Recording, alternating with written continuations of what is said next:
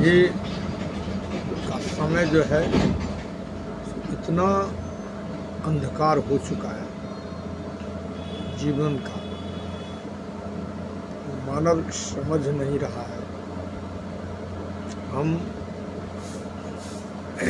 भूत को देखकर वर्तमान को सुधार सकते हैं और वर्तमान को देख करके भविष्य के बारे में सोच सकते हैं और विकास भविष्य में कर सकते हैं। लेकिन कोई अपने भूत को देखता ही नहीं है, इसको अतीत कहते हैं। अतीत को कोई देखता ही नहीं और वर्तमान देखता है। इसी से क्या होता है तो उसका बिगड़ जाता है काम काज और सब कुछ, हर विभाग में उसका समस्या ही समस्या दिखाई देता है, खड़ी दिखाई देता है। यही पढ़ लिख करके कहते हैं ना, कुछ टीका टिप्पणी में लोग कहते हैं पढ़ा लिखा हुआ बैल, यही ऐसे ही लोगों को पढ़ा लिखा बैल कहा जाता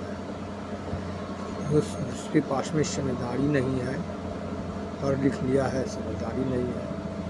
उनको कैसे किनसे बात करना चाहिए, कैसे हम अपने मर्यादा के अनुकूल पहनावा, खान पीन, रहन सहन सब कुछ रखें, यही नहीं रखने के कारण लोग क्या होता है तो जल्दी संकट से घिर जाते हैं, समस्या से घिर जाते हैं। और फिर क्या होता है, सामने अंधेरा दिखाई देता है, चारों तरफ लोग कहने लगता है बहुत जुल्म हुआ।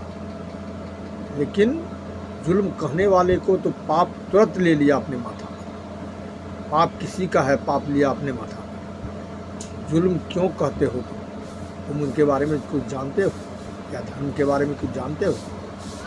धर्म का पहले खोज करो, तुम्हारे पास में धर्म है या नहीं है। और धर्म नहीं है, तुम सारी विद्या तुम्हारा निष्फल है। वही धर्म नहीं था रावण महाराज को, ब्राह्मण महाराज को, श्रेष्ठ ब्राह्मण महाराज को, श्रेष्ठ क्षत्रिय महाराज दुर्योधन को, आसुरी प्रवृत्ति में बसने वाला कंस महाराज को, चक्रवर्ती राजा, ये सब था, सब साधारण राजा नहीं था। लेकिन वही इन लोगों के पास में शक्ति, विद्या, बल सब कुछ अपार था, लेकिन बुद्धि नहीं था, धर्म नहीं था।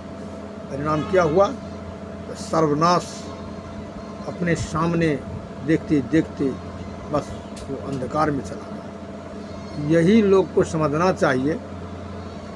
और बड़े बड़े नेता और इसके बाद में संत महात्मा विद्वान को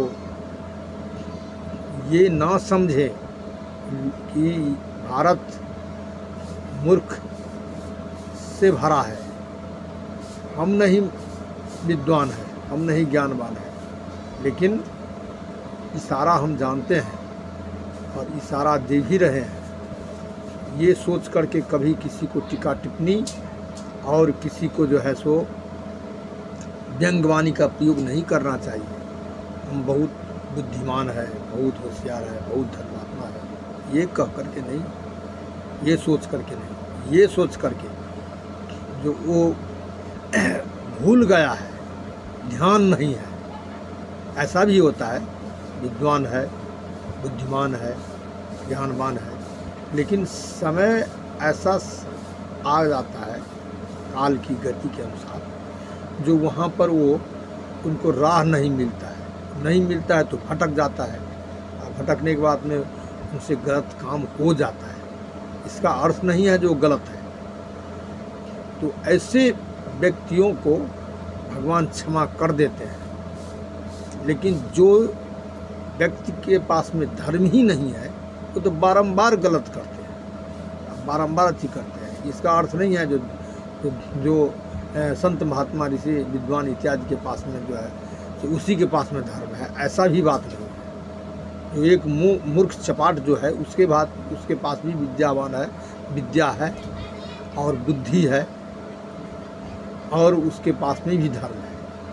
इसीलिए ये देख करके ही टीका टिप्पणी करना चाहिए। अब हम अपने वाणी को विराम देते हैं। बोलो नारायण भगवान की जय, बोलो राजा रामचंद्र की जय।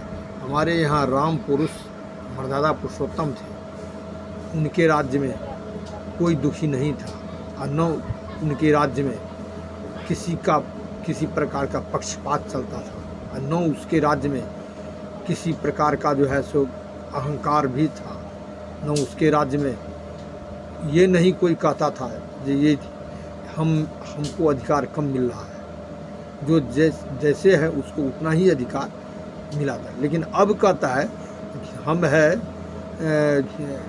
ठेहुना भर का, और कहेंगे हमके जो बड़े आदमी है उनके बरोबर हमको रखना चाहिए। यही तो मूर्खता है, वही ज्ञान नहीं है।